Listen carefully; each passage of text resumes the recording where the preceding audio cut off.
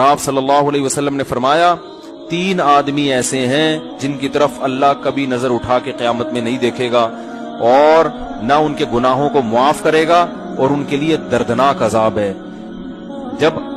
جب یہ آپ نے یہ الفاظ کہے نا تو حضرت ابو ذر غفاری رضی اللہ تعالیٰ عنہ بیٹھے تھے، انہوں نے عرض کیا یا رسول اللہ خابوا وخسروا من هم یا رسول اللہ، یہ تو تباہ ہو گئے، برباد ہو گئے، اتنی شدید وعیدیں آپ ان کو سنا رہے ہیں۔